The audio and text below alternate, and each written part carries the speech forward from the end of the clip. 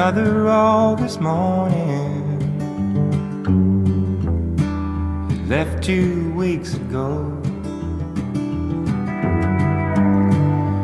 Though I never like it, I knew you had to go.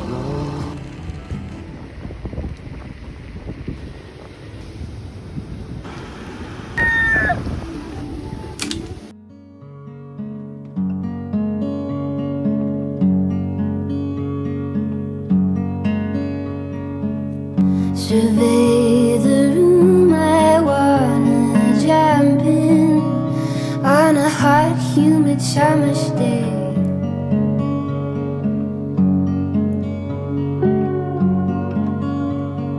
Tell me what you're thinking. What don't?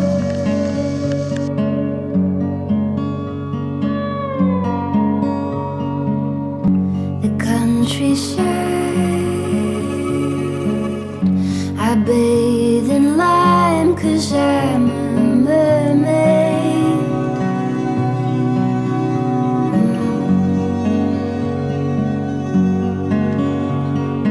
You cannot be human.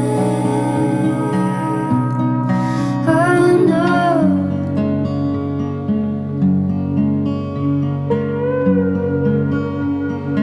I can't keep projecting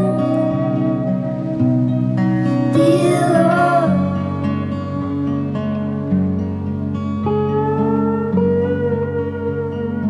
You cannot be human.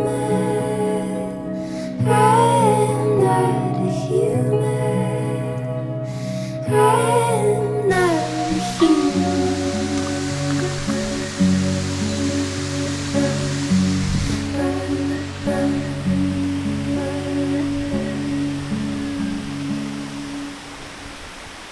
So I've been coming here almost every day and I almost always have it all to myself.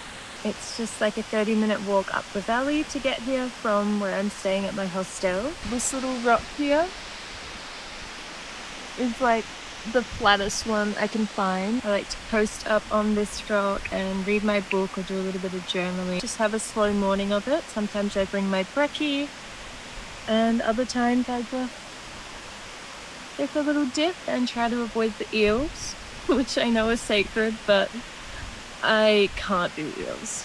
I can't. I don't know what it is. I'm a mammal girl. Give me mammals any day of the week. So tomorrow I'll be leaving Moorea and passing through Tahiti just for one night.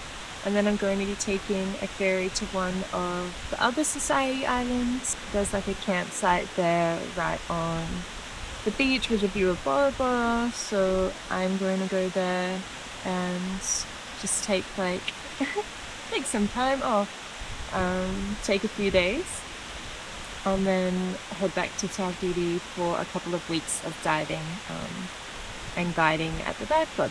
So yeah, I think I've got just under 3 weeks left here. I'm about halfway through and Moorea has been as beautiful as ever. It really is the most magnificent island, in my humble opinion.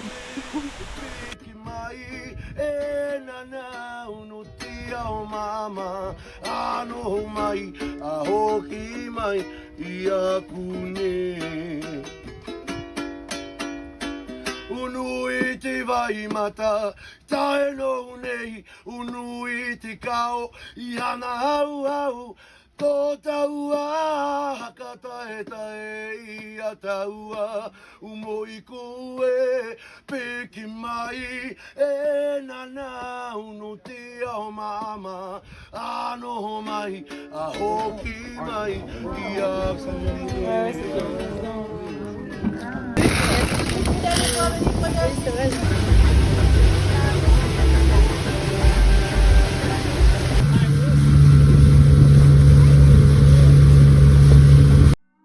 I say living in Tahiti ruined my life, half jokingly and half serious, because I quietly fear I will never be able to live contentedly elsewhere, having known the beauty of her islands. I came to Taha'a on a whim from 10 years ago that only my best friend Kate would understand. It's almost too absurd to say aloud, so I'll keep that story for another day. But all I will say is that at 14 years old, staring at Taha'a on Google Images, I couldn't fathom that such magnificence existed on Earth. It pained me to not be able to crawl through my screen and surface somewhere in the lagoon. Alas, manifestation is also a lesson in patience, and I've come to find that soon enough, the tug on my heartstrings will lead me there. Taha'a was a series of synchronicities and chance encounters under the full moon. I unloaded my push bag from the ferry and rode to the campsite, dry bag on back. I met 4 French girls who made me feel comfortable and confident in my broken French. 2 of my new friends started a hike late on that first day, and descending in the dark, met a kind young Tahitian couple who stopped and picked them up. She is a Tahitian dance teacher and invited us to her practice the next day. He worked on a pirogue and invited us for drinks on the floating bar. Together, they are in a family band and invited us back to their home to watch them jam. The father even sang Ella Ella for me, Tahitian style. At the pirogue, we met a couple of French sailors and their Aussie shepherd Swell. I just finished reading Swell by Captain Liz Clark, and so when they invited us back to their yacht for tea punch, a Tahitian drink of local rum, honey, and citrus, I took it as a sign to say yes. The next morning, they picked us up in their dinghy and took us drift snorkeling with manta rays at the private motu. Floating on my back, we were perfectly aligned to drift away from the mountains of Bora Bora in the distance. We sailed south with them. They made us crepes for dinner and we watched the full moon rise from the trampolines. The next morning, we hitchhiked back to camp at dawn, threw our belongings in our backpacks and rode my bike back to the ferry terminal. Those days on that island meant so much to me. They filled me with the feeling of possibility, the magic you attract when you say yes.